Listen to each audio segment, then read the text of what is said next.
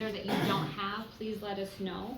I think there's a large group that compiled putting this together, so if pieces are missing out of yours, we want to make sure that you get those. Some of this will apply to everybody, some of this will apply only to some of you, so just please bear with us if it's not applicable to you with each slide as we go through. Daily objectives. As you look in your binder, the first sheet that should have been in the academic piece was the Visible Learning 26-27 focus area. So this is a document that we had access to last spring, especially when we had like our district walkthroughs, just a kind of a guideline of how objectives should look in our classrooms. I know in the past, a lot of you have already had them incorporated into your slideshows or whatever electronic versions you've used in your classroom, which is awesome, and we want you to continue to talk about those objectives and what they look like and what they are throughout your lessons. But we do have a GIS expectation they are posted in your classroom visibly as well. So there's no specific way you have to do that. Here's just kind of some examples. You might use a whiteboard area, a bulletin board area, whatever it may be. But using the paper that's in your binder, focus on making sure that you have posted, what am I learning today in student-friendly language? Why are they learning this? And then the big piece, which may be new to some, is how will students know if they have learned it? So maybe that's a visual representation of the end goal of a math problem, or a visual representation of an end goal of a writing piece, or maybe it's just written out in language. So some way in your classroom have a visual representation of your objectives, so that if anybody comes in at any time, your students can tell what they're learning, why they're learning it, and how they will know. And as with anything, if I'm a student and somebody's asking me, I may be nervous, I know where to look in my classroom, so I can say, oh, this is what we're working on right now. So this is not only for you and your students as well. Any questions on that? Okay, grading policies, you also have this in your binders. It's only right now focusing on math and ELA. So last year in our department meetings, we focused on just discussing really as grade levels what we currently were doing for our practices in terms of grading. And we were kind of all over the board in terms of overall. So we wanted to come up with one GIS grading scale that we use at all grading levels. So I know there's some things on here that may be the same or different that you agree or don't agree with. This is the best compromise of all the different grading that we had. So looking at here, we have for math, our quizzes, unit assessments, and classwork, including iReady. So your quizzes and your unit assessments are right from our curriculum. You should be using the lesson quizzes at the end of each lesson if you're not already, and then those big unit assessments at the end of each unit. As those of you that teach math, you know that there's that mid-unit assessment as well. If you want to use that for kind of a checkpoint for yourself or your students, that's up to you. It's the end unit assessment that I'm speaking of. And then in a little bit, Erin's going to show you how to weight these in your grade book. So there's a lot easier for you to do that as well. And then the classwork, including iReady. We'll talk about iReady in a few minutes. iReady meaning the pathway lessons. That piece can look a little different for you based on what you do in your classroom. But somehow that encompasses, because all of our students should be doing those pathway lessons. That's really helpful to help them to get to their growth goals. And then your classwork, a minimum of 2 entries per week for math. And then for ELA, a minimum of 1 entry per week into your grade books. And then the weights are a little bit different for ELA over here, but again, we can weight those in your grade books. Yes. The classwork for ELA, that includes iReady too, right? Yes. Because sometimes we put it as homework. I know that homework is not an overall adaptive policy for everybody yet. So if you need to adjust this so that you put your iReady there, as long as your iReady is in there. Okay. So it's okay if it goes with AR as the 10% and not the 65%? I guess that's something we'd have to ask Sarah and Tina just for clarification. That's the first time that's been asked, I'm not sure. AR is now available to 4th and 5th grade if you didn't already know that. And Nick has all of that he can talk to you about when he's moving his daughter into college today. So I don't have much information beyond that I can tell you of how you want to work AR in 4th and 5th. I know it has not been a requirement in the past few years. But you want AR graded now, like as a whole? Sarah mentioned that we do have a 50-minute every week library time, and part of that AR was, like, that's part of the reason why she did that. Yeah. Was so that they would have a specific time to work on AR. And my my goal also with interventions and helping you all with your small groups, I really want to get novel units back into the hands of our students. I know some of you already did that on your own, but we have tons, if you didn't already know this, that are housed in the back of the library that we used to use all the time and kind of have like been pushed to the wayside for various reasons, new curriculums, all the things.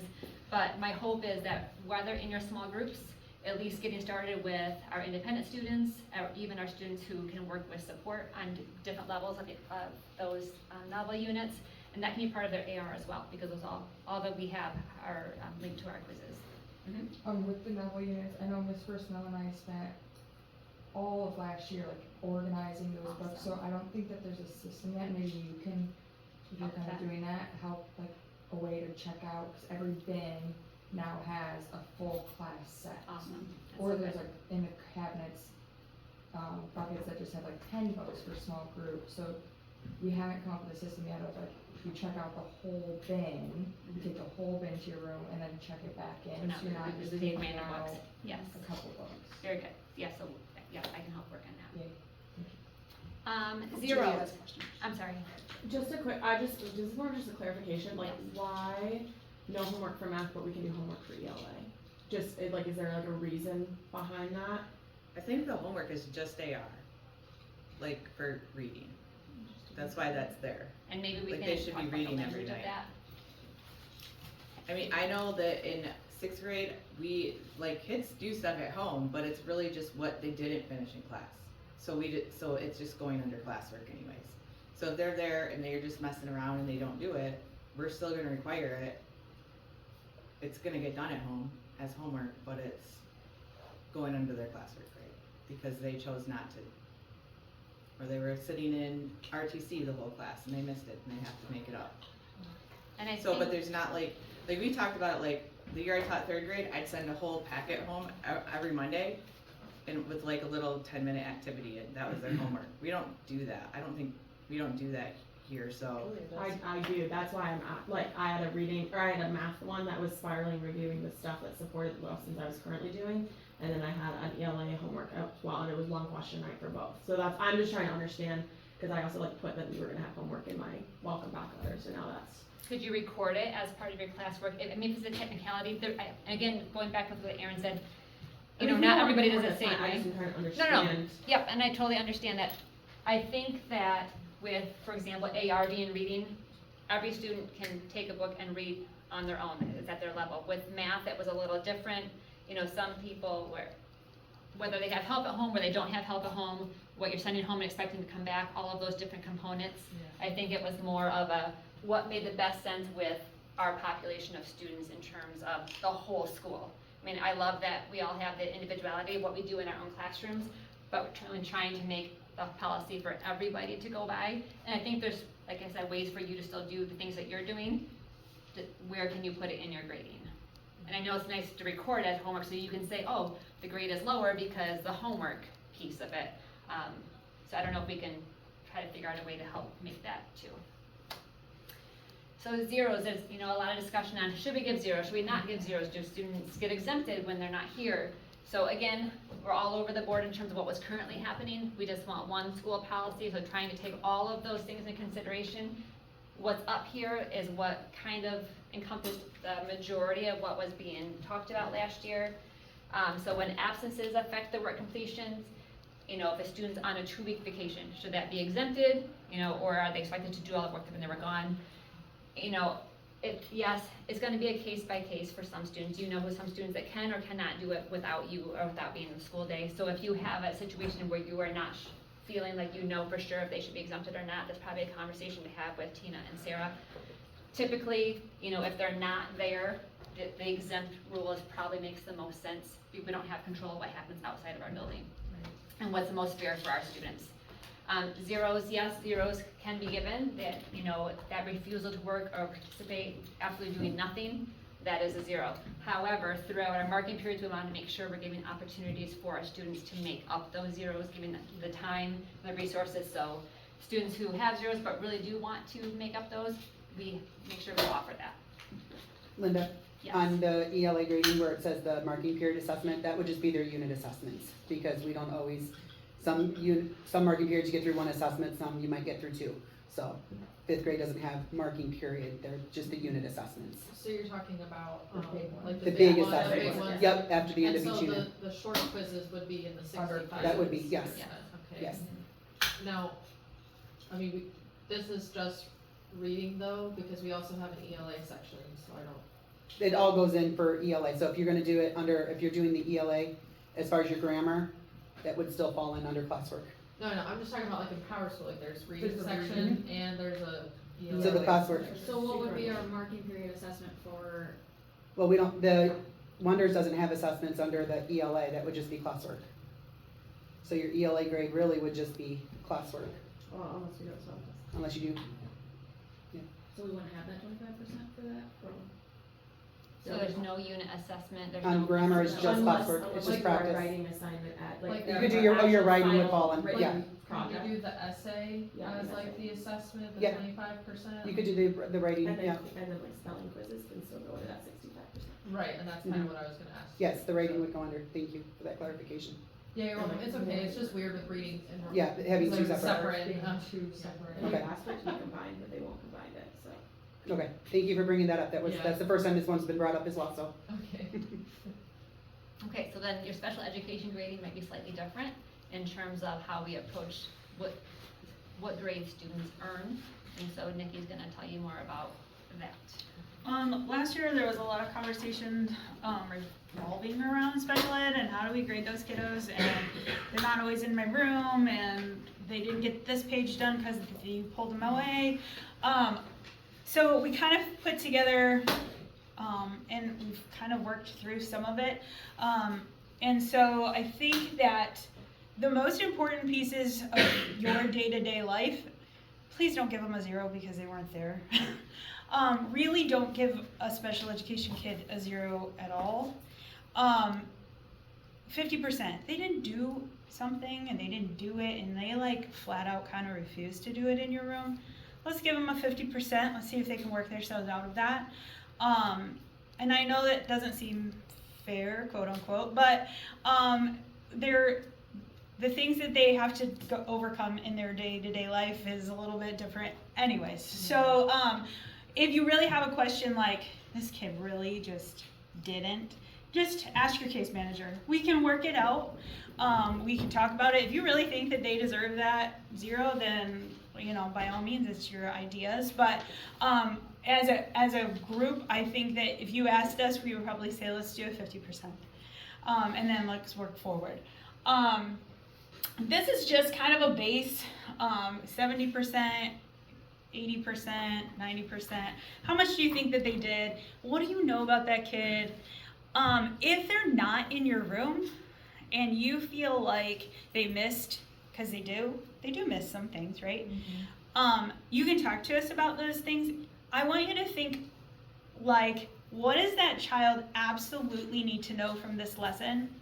And maybe it's questions 1 and 2 and 3 in your math pages. Maybe it's question number 5. You really want them to try and write this from your reading journal, right? So look at the lesson and say, what do they absolutely need to know from this lesson? And then send it with them. We're more than happy to like work on that with them. If you tell us, especially ahead of time where you circle it, they need to do this one, we're gonna work on it with them. I love that too, because if you just send a worksheet with me, I'm gonna try to get through it. Mhm. It's gonna But like, think about it in be like, very intentional. what is the absolute thing they need to know? Do they need to do that one problem 3 or 4 times? Because we know in our practices, they have to do the same type of problem 5 times. Do they really need to do it 5 times? No, maybe they need to do it once, and we need to step through that with them. And I think as a group, as your SPED team is like top notch, guys, and we will help you figure out how does that look in my grade book then? Because you helped them with that. But I could say, but they knew about 50% on their own. So let's give them that. Hey, on their own, they kind of did that. Let's give them about an 80 because they did do some of those things on their own. Some of the things, no, I had to help them. Or absolutely, they didn't know what was happening. So we stepped through every single one of those things, right? But maybe they tried. So maybe we give them a 70, right? I know we don't want to give them false A's. We don't want to do that. We don't want to give them false grades. But at the same time, I don't want to defeat them before they even get to, when they get to middle school and high school, they feel so, I hate that. So if you have a question, this is just a guideline. You know those kids, you know what they need to know. Ask us, we'll help you. We know them too, and we'll work together on trying to figure that out, okay?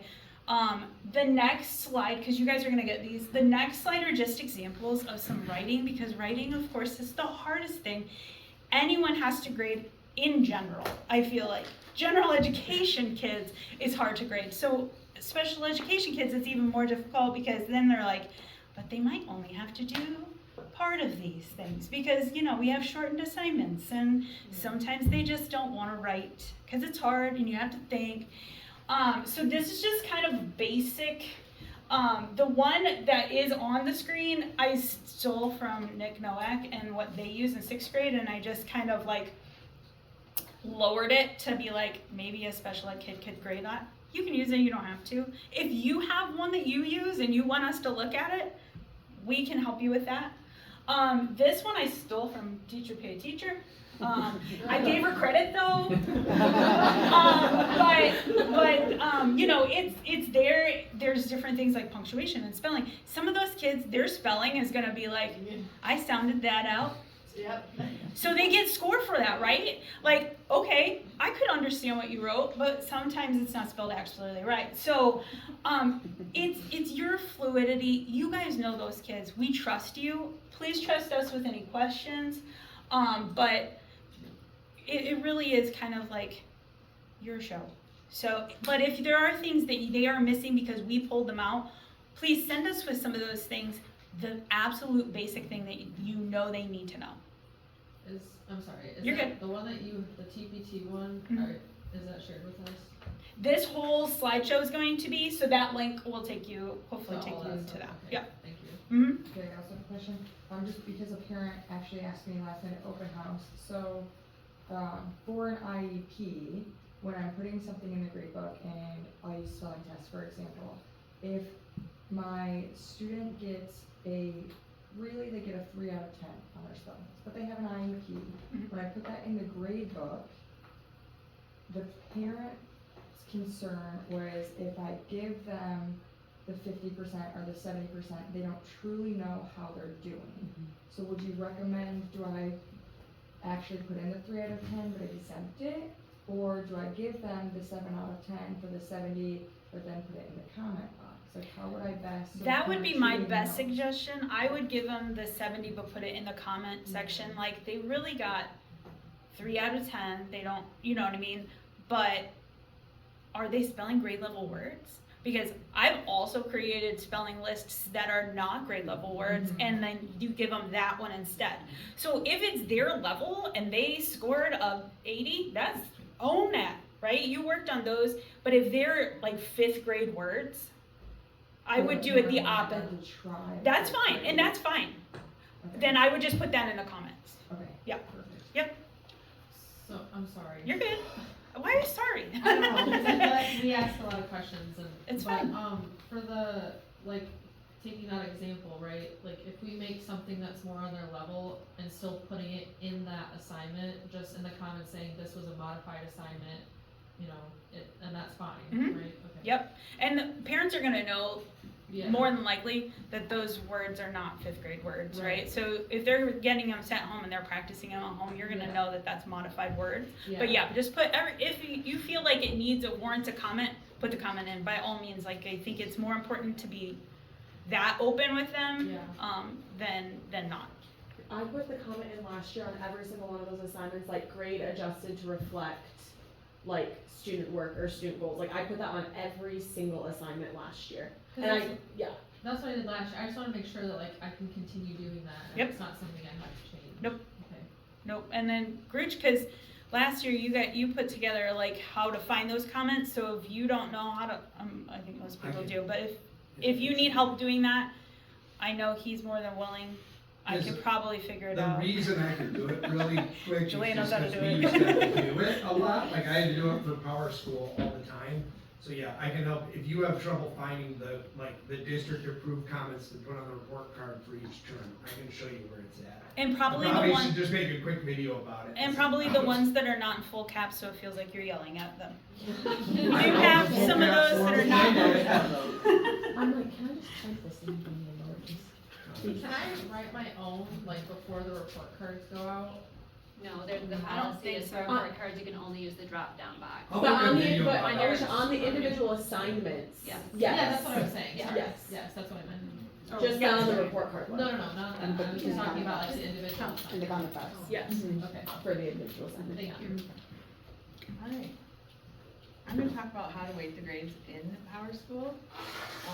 So this is like the directions in your binder, but I'm gonna actually just go to my Power School and do an example. So when you're, instead of having to like figure out, I need to make my test worth this many points and my quiz worth this many points and my class worth this, you can just put this in here in about 2 minutes and then put everything in as straight points. And the Power School will just do the work for you. So when you're going to set this up, I'm gonna go like back to the beginning. So you just go into Power Teacher, and on the left there's the settings. You're gonna choose traditional grade calculations, and this screen will come up. And this is just, you're gonna pick the quarter you want. There are some shortcuts on like copying and pasting from quarter to quarter or year to year. I'm just gonna show how to do one quarter, one subject. And if you have questions about how to copy and paste, you can see me or Nick, and we would walk you through it. And I could actually help you if you brought your computer into my room today, set you up for the whole year. So you never have to think about it again, you just put everything in as straight points. And I can probably show you in about 3 minutes or less. So, and like, I'm just gonna pick quarter 2 here, the little pencils, the edit. Right now, your Power School will be set up just like as total points right now. That's the default. So you're gonna choose category weighting for all the categories you have. And then this plus sign up on the right-hand side adds another category, so you just pick all, I'm gonna do a math one, just cause that's one I know best. Classwork, quiz, and tests.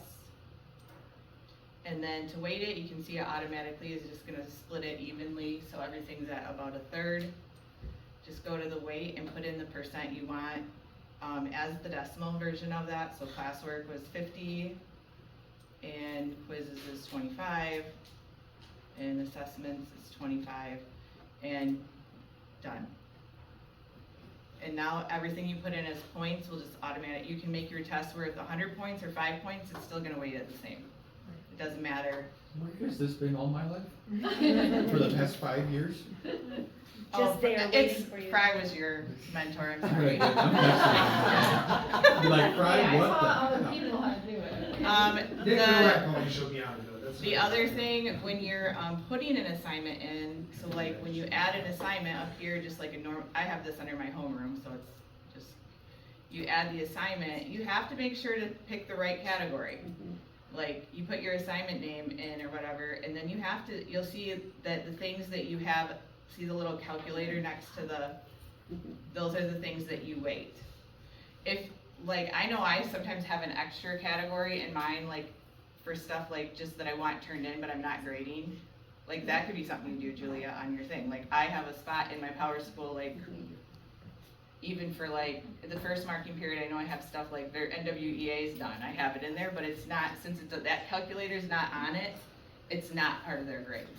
So when you put the assignment in, you hit classwork, do whatever, you can make your points worth whatever, doesn't matter, cause it's already pre-weighted.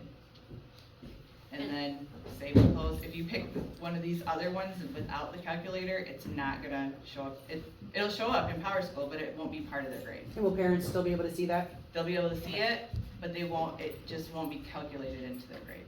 It'll say complete, right? Like, Yeah, you completed, can it do- just won't. Yeah, it'll say if it's done or not, but, are there any questions about that? I never knew about that other part, the calculator. We always wondered, I was like. That was new what's last something year. in here? That was new last year, The calculator, Yeah, I saw that. yeah, showing it on this, that must be an update in Power School, I didn't see it till last year. Because like projects and stuff, like Yeah, I like just if, didn't put it in because I was worried it would mess up the thing, so I put it in. no, if you put it in, it's not gonna mess, it's just gonna show as done or not done, it's not gonna be part of their grade. Jordan? I don't know about anybody else, but I don't have the directions for this. I don't Oh, know. Cindy, she's making a list. I'm making a list, you don't have the directions. I don't either. No. Oh, were I thought I these, was supposed to be. were these printed in our binders? I think so. I thought so. You mean like this In the page? academic? Is it in the Maybe it's academic? just part of the slideshow. You'll get the slideshow. You guys are getting the slideshow Yep, so- later. Okay. Yep, Like all three of the slideshows that. Yeah, Not apparently. even on here, It's just right? not part of the, Okay. I just didn't know, I didn't want everybody's. No, it should be in there, so thank you for letting us know that, yes, just so that you always have it to look back on. Yeah. So honestly, I'm happy, Yes. like, my hope is people come and ask me or Nick, and we just kinda like spread the wealth, so everyone knows how to do it. And just to point out, because this is something that I would do as a mistake, is so like Erin named her unit assessment category assessments, but on that drop down test is there too. So just be careful, if you call it unit assessment and you're waiting, when you go to put it in, it's also called assessment, not test, because they have to be the same exact name. Now this is redundant. And you but- can actually set up the way you want your categories named. Mine are just already there, mine are just because I've been doing this for years. That big list I had is from all the time, like the whole time I've so been you using added it. the win, you added the iReady. Okay. Yeah, More so for your like, checklist. depending on what year of school we were in and how we were Okay. doing our grades, that's why I have a billion categories. And I don't know how to get rid of them once they're in there, so. But for the actual grading part, the things you're keeping track of to go on their part cards, make sure you stick with the grading policy, so you have 25% of your quizzes. But if you wanna put a separate category of AR in there, so you're keeping track of, like Aaron was talking about, who's done it, who hasn't, for your own knowledge, but when it comes to the actual grades, make sure you're following the grading policies. Okay, looking at what we're doing in our main instruction, so as you've seen your schedules already, you have that nice core chunk of time for ELA and for math both, and the sole purpose of getting that all together is to really make sure that in any subject, we're providing that whole group instruction, the small group where you're meeting with your smaller groups to do their differentiated instruction, and then our win for students as well. I'll be talking with you today about your win times. We do have a morning time and an afternoon time, so you'll have a reading block and a math block. Will look a little different this year. I'll talk about that as I come to you as well. Depending on, can't remember for 5th grade, some of you will have your WIN students being pulled out the same time your special education students are being pulled out, so that you can work with the rest of your class while those two populations are not in your room, and then you can work with them when they come back in your room for that small group time. But it's a case by case, so I'll talk to you individually as I come see you, so it's not like confusing it with everybody at the same time. We really want to make sure that everyone's following those pacing guides. They should be in your binders as well. Make sure you have the correct grade. I only got 6th grade in mine, and obviously I want all special ed. You should have all 4th, 5th, and 6th. So make sure if you're 5th grade, you have 5th grade ELA and 5th grade math, if you teach both. Is anybody especially. missing those? I only have math.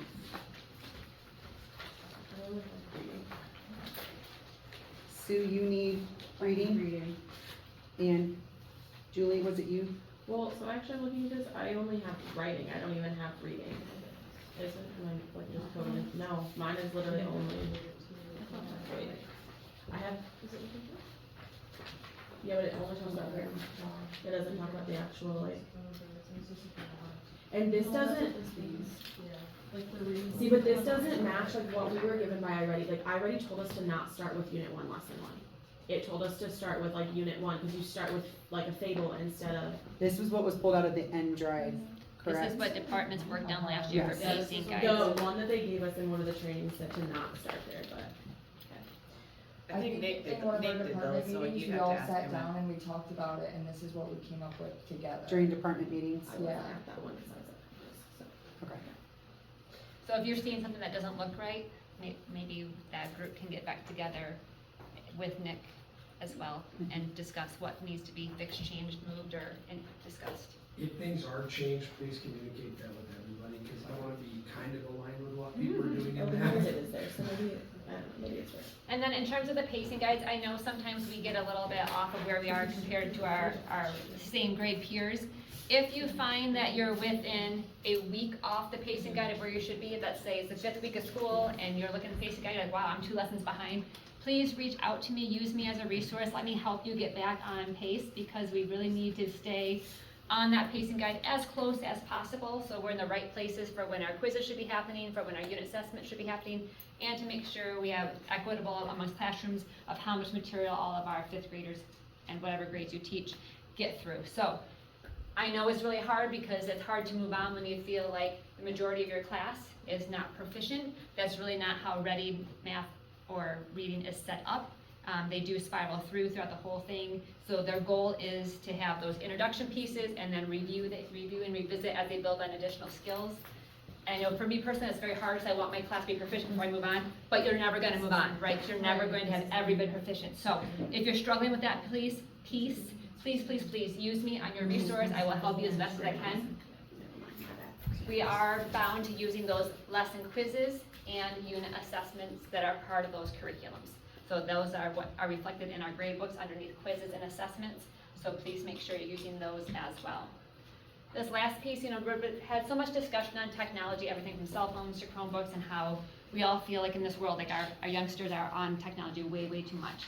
So our focus really is looking at our Chromebook should really just be used as an instructional tool, whether that's using for your pathway lessons, that they are typing up and a writing assignment. We really shouldn't be using them as rewards for playing games on, oh, you finished early, great, go play on cool math games, which we know really are not math games, they're just like all these fun little games, right? So if your Chromebooks are not being used as an instructional tool, they shouldn't even be out with your students. We have way too many that love to sneak onto, YouTube and looking at videos and music and all of those things. So let's really be intentional about making sure that they only are for instruction purposes as well. And if you need more clarification on that, reach out to Tina or Sarah or myself, and hopefully we can talk about that to help it make more sense. iReady Math. So iReady is no longer called the diagnostic, it's now called iReady Inform. It's the same thing, it's the diagnostic, and I'll probably say diagnostic multiple times because that's what's stuck in my head after all these years. iReady Inform is supposed to be less questions for the students, but they are predicting it's going to take about the same amount of time. Where our hope is to have everyone done the 14th or the 18th. I know that seems like, that's like the 3rd week of school. But think about this, we have 4 days the first week, we have 4 days the second week. We are being super intentional about our expectations and really in those procedures amongst our school. And lesson 0 for both reading and math, it's a must do. We need to do that lesson 0. I know some of you already have done lesson 0 in the past, some of you have not. Lesson 0 is set up so it doesn't take as much time as a typical lesson. They're much quicker paced, but it is a 5-day lesson, and it's really helping you to get your students used to that try, discuss, connect framework, which is present throughout our whole book. And we really want to make sure that we take the time with that lesson 0 to not just get back into being mathematical thinkers, but also how are we going to talk about math with our peers? How are we going to show in class, and what kind of manipulatives are we going to use?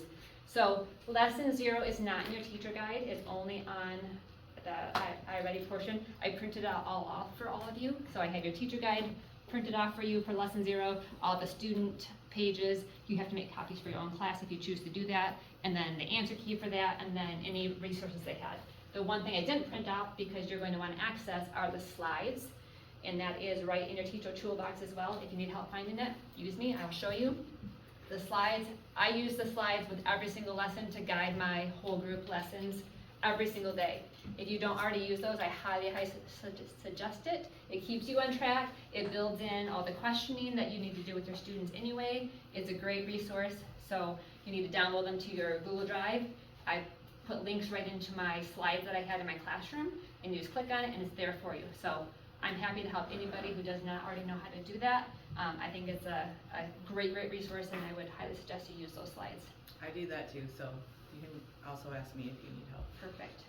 Fluency Flight, some of you may or may not have used that in the past. It is available for up to 4 days a week. It's only about 7 minutes per time. I know there's been some frustration with that because it gives students all different types of operations, not just your starting with addition, progressing to multiplication.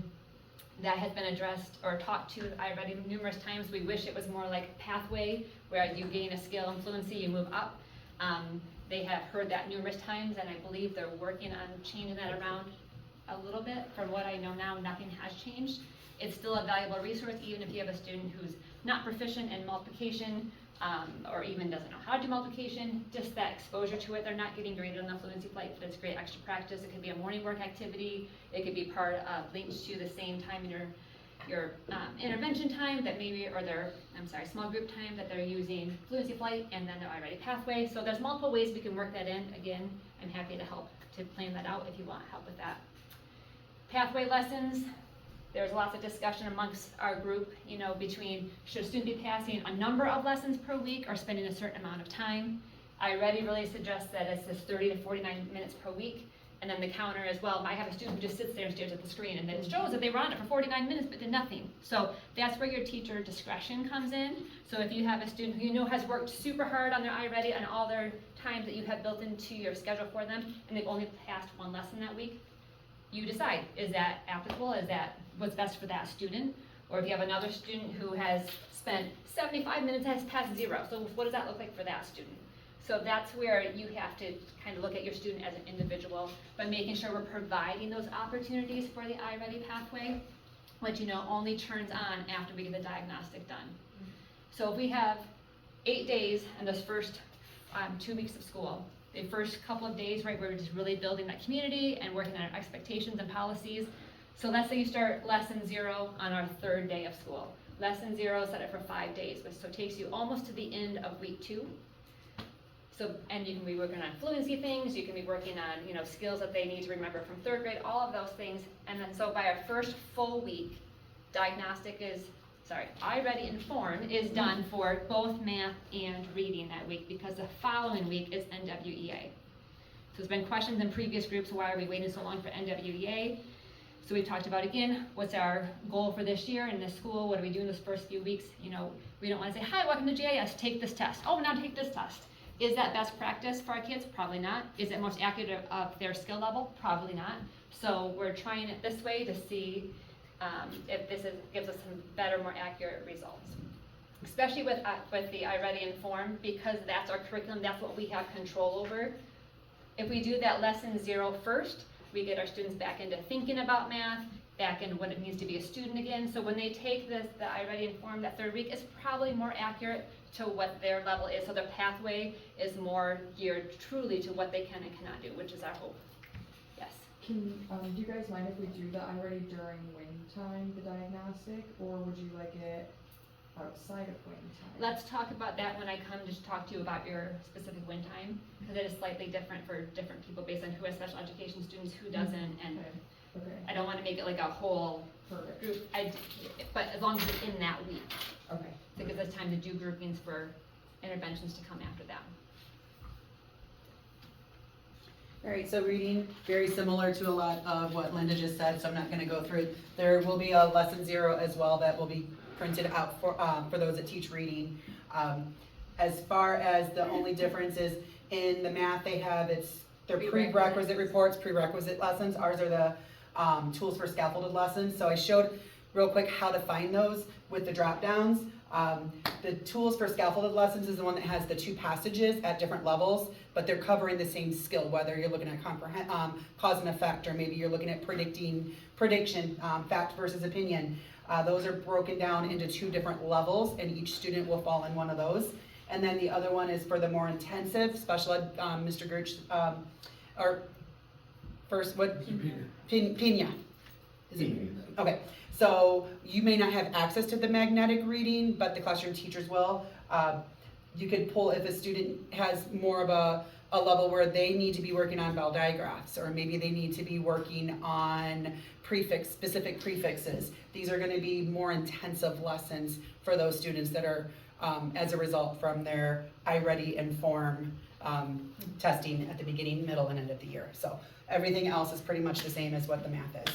And my hope as coaches I come to talk to Mhm. from the coaching standpoint, what is it specifically that you want to improve on in your classroom? Maybe small groups, for example, in the past is something and you're like, man, I'm just having a hard time getting it set up, managing it, and so forth. Please, please, please use me as that resource. I want to help you, fill that in. Groups are hard to get started, but once you get them going, it's so much better because our students are not at the age where we can just stand in front of a room and teach, the whole group for 20 minutes, 30 minutes maybe. But we really want to make sure we're using these scaffolded lessons for reading and then the prerequisite reports in the iReady math. And we did that a lot last year with kind of how WIN was set up, but I want it to become so it's second nature for you to do in your own groups too. So as I talk to you in the next couple of weeks, please know that I'm more than happy to help you to figure out how to use all of that stuff, where to find it, make it accessible to you, and I want to help, so please let me help you. And then reports, we've already talked about most of these things. I think I skipped over in iReady. If you have not used digital practice before in math, the nice thing about digital practice, you assign it, so you can choose to use them or not. There's available digital practices for every lesson, and your students have about 7 questions per digital practice, and it gives them 3 tries on each question. So if they get it wrong the first time, a little bubble comes up and says, hey, remember, think about this and these steps and things that they've already learned. Then they get to try. By the 3rd time, if they don't get it, then it marks them as being not proficient in that area. But as soon as your students are done with the digital practice, you as a teacher get access to the report, and it shows you in every question, did they get it right the first time, the second time, the 3rd time, or not at all? So that helps you to easily group your students to, like, hey, we just finished lesson 1, and these students still need support on this specific targeted skill. So that's a great resource. Same thing, comprehension questions, checks, very similar, just doesn't have the 3 tries. I can help you with that as well. And then that progress toward the typical growth and stretch growth, really, that iReady pathway, that was built to help kids to get to those goals in conjunction with our overall whole group curriculum. So we really want to make sure we're intentional about making sure they have that pathway time. And we can adjust that as we know through the year. Sometimes what they're put on their pathway back in September, by November, we're not ready to take a second diagnostic, but we know they're not, they can progress further, so we can talk about that. NWEA, this is, you have a colored copy in your binder. Nick put together just the most frequently, probably most useful NWEA reports. If you don't already know how to access those, it's explained in that binder, and many of us are more than willing to help you with that as well. And then Acadians, we'll talk about that to be continued. We're still getting some answers on Acadians, so I'll talk to you more when I have actual specific things that I can assuredly tell you about. And then this last piece, this has been available to you the past couple of years, and now finding that not everybody knew that they had this shared with them. So Cindy and I, over the past couple of years, every time assessments are taken, whether it's Acadians or NWEA or iReady, we've made a spreadsheet for every student in your class. If you teach both subjects, you have a toggle at the bottom with both. So for example, if I want to go to my iReady math from the beginning of the year, that's already put in for you. We've already put in the cut scores so we know what level each student is at. And then you can arrange it, like, oh, you know what, I really want to look at... Hey everybody, it's time to head to the cafeteria, please. Time to head to the cafeteria. I want to look at my students in order, like where are my groupings, where are my kiddos, where are my bubble kids, and so on. This is all easily seen from this graph, so you will get this again this year, and I will try to be very much more so intentional, letting you know, hey, it's coming your way, you have this, use it, so that you're not taking time to enter all this data in for yourself. So do you already have the ones from last year in there, like what their end score was from the previous year? Like your class from last year, not your kids this year, for where they'd be all scattered throughout 4th grade. We could look that up. That's what I was asking, like if our incoming students for our classes are not